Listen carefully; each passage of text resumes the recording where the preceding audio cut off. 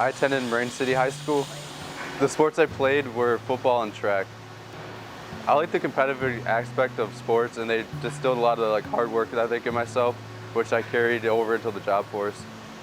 Hobbies I always had were hunting and fishing, were probably the two main hobbies I had, along with welding on the side before that was a full-time thing. I think I struggled in high school because some days when you're sitting behind a desk listening to a teacher ramble, you could be like, wow, I could be at work doing what I love and getting paid to do it. And I guess when you're getting paid to do something that you love, nothing really beats that. And then it was hard to sit through 6 hours of school. I'd much rather sit through 8 hours of work. And not everybody's going to be a doctor or a lawyer, so maybe all the material that you learn in high school won't apply to every single student.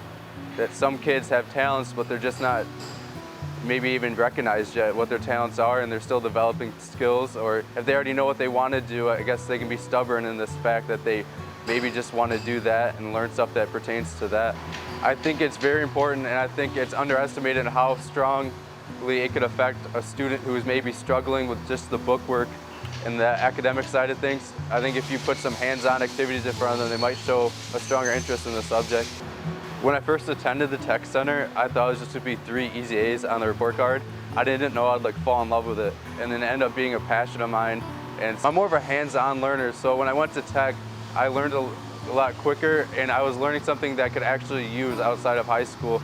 Pretty much at the tech center, you're building a blueprint using whatever process of welding that you select, and you have a set amount of time to build that blueprint, and at the end it's judged by usually a certified welding inspector or whatever judges the instructor elects for the competition, and you get scored on just the basic criteria of welding.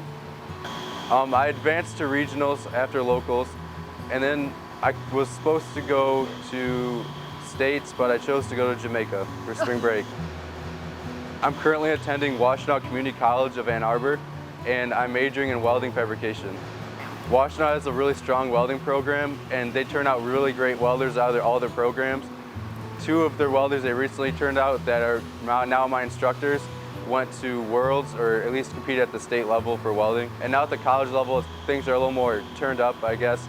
And I compete at States in April 10th, and that'll be my first taste of a college competition. I think if you wanted to recruit kids, what you could do is you could go to these tech centers and go to these 2-year, maybe 2-year community college programs, or even the certificate courses. Sure. And start recruiting kids, because there's so many people that would have no problem working for a place like PTM. You can definitely push the fact that this is die-hard American manufacturing.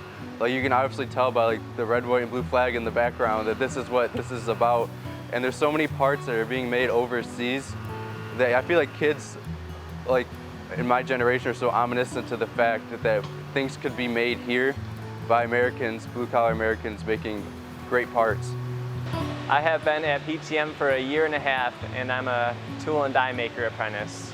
To be a tool and die apprentice, we have to log so many hours in each piece of equipment as we learn the different skills necessary to perform building a die and repairing and troubleshooting. It also requires you to do online schooling on your own time. There's from basic math to trigonometry to engineering classes related to stress put on screws to shear on punches, and everything even to heat treating metal and properties. Out of high school, I worked at a couple of different jobs until I found my way into the tool and die trade. The direction I felt like they were pushing us in high school was more so towards college for the traditional 4-year bachelor degree, mostly related to computers and stuff that they thought the future or the direction it was going. No, it did not seem to fit for me. It didn't really interest me. What I enjoy most about tool and die is the challenge, the variety, and knowing that I'm making parts that are going on cars and other machines. I'm experiencing new things every day. I'm learning new stuff every day. I'm developing new skills every day. If I had a chance to go back, I wish our teachers would have told us more about trade schools. Maybe had more classes referring to print reading and layout. It would have been very helpful.